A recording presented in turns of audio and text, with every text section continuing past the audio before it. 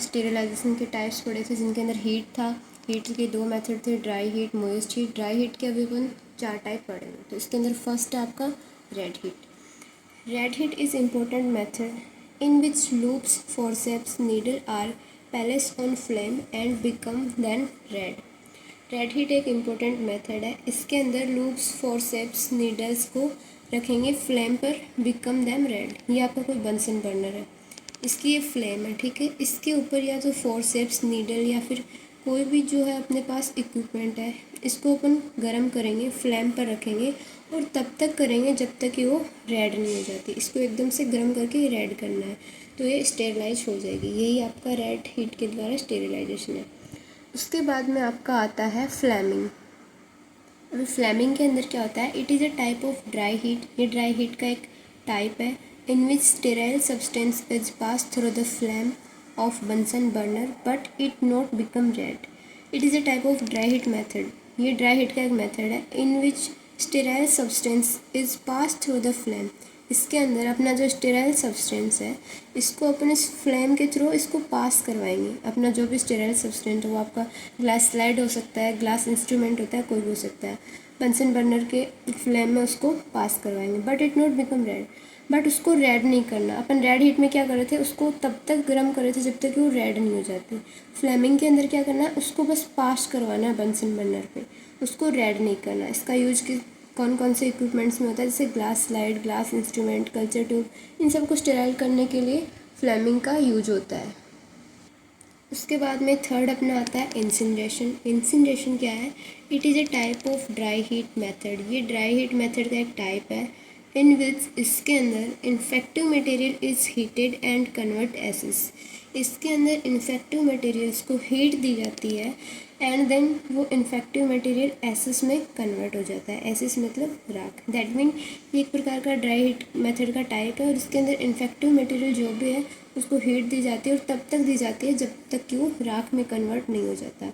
इसका यूज़ किस में किया जाता है, किसके स्टेरिलाइजेशन में किया जाता है, to sterile infective body parts में और ड्रेसिंग मटेरियल्स में।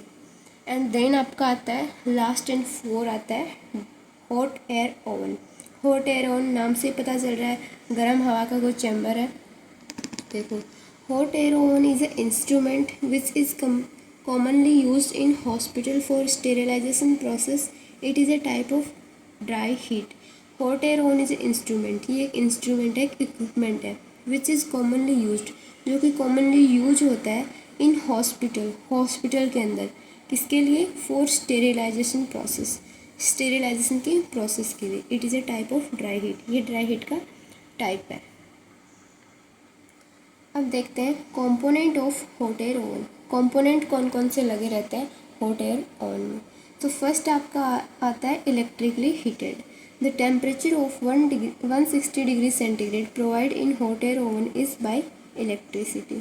जो आपका हॉट एयर ओवन है उसको 160 डिग्री सेंटीग्रेड टेम्परेचर प्रोवाइड करवाते हैं। अब देखते हैं टेम्परेचर एंड टाइम, कितने डिग्री टेम्परेचर पर कितना टाइम लगता है स्टेरिलाइजेशन में। At 160 degree centigrade time 2 hours. मतलब स्टेरिलाइजेशन के लिए अगर अपन टेम्परेचर 160 डिग्री सेंटीग्रेड दे रहे हैं तो उसके स्टेरिलाइजेशन में 2 घंटे लगेंगे। And then at 170 degree centigrade पर टाइम लगेगा 1 आवर्स। एट 180 डिग्री सेंटीग्रेड पर टाइम लगेगा ओनली 30 मिनट। उसके बाद में हॉट एयर ओवन का सेकंड आपका कंपोनेंट आता है फिटेड विथ फैन। अब देखो, the hot air oven is fitted with fan, then fan insure the equal distribution of heat in the hot air oven. जो हॉट एयर ओवन होता है fitted with fan, वो एक fan के साथ fit रहता है। फ़ैन क्या करता है, the fan insure the equal distribution of heat. Fan क्या करता है, हीट का इक्वल डिस्ट्रीब्यूशन करता है इन the hot air oven, hot air oven के अंदर। मतलब जो फ़ैन लगा रहता है हॉट एयर ओवन के अंदर वो हीट का इक्वल डिस्ट्रीब्यूशन करता है पूरे हॉट एयर ओवन में। एंड देन थर्ड आपका आता है, थर्ड कंपोनेंट आता है fitted with thermostat. Hot air oven is fitted with thermostat. जो हॉट एयर ओवन होता है वो थ्रोम्बोस्टेट के साथ फिट रहता है। थ्रोम्बोस्टेट क्या करता है, थ्रोम्बोस्टेट इज़ अ टेम्परेचर रेगुलेटर। जो थ्रोम्बोस्टेट है वो एक टेम्परेचर रेगुलेटर है विच मेंटेन, जो क्या करता है, मेंटेन करता है the required temperature in the hot air oven, जो हॉट एयर ओवन के रिक्वायर्ड टेम्परेचर को मेंटेन करता है कौन, thermostat.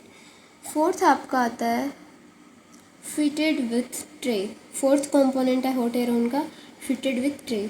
The hot air oven is fitted with tray which is use to hold the sterile material, जो hot air oven होता है उसके अंदर ट्रे फिट रहती है जो कि क्या करती है, होल्ड करती है स्टेराइल मटेरियल को। स्टेराइलाइजेशन के लिए अपन sterile material hot air oven में जहाँ पे रखते हैं वो अपनी होती है ट्रे, हॉट एयर ओवन के अंदर ट्रे लगी रहती है जिनके ऊपर अपन स्टेराइल मटेरियल रखते हैं। अब आता है हॉट एयर ओवन का use. Hot air oven is use for sterilization, sterilization के काम आता है हॉट एयर ओवन। अब देखते हैं किसके स्टेरिलाइजेशन में। फर्स्ट आता है ग्लास वॉर्स, ग्लास की बनी चीज़ों के लिए काम आता है, जैसे टेस्ट ट्यूब हो गया, सिरिंज हो गई, फ्लास्क, पैट्री डिशेस।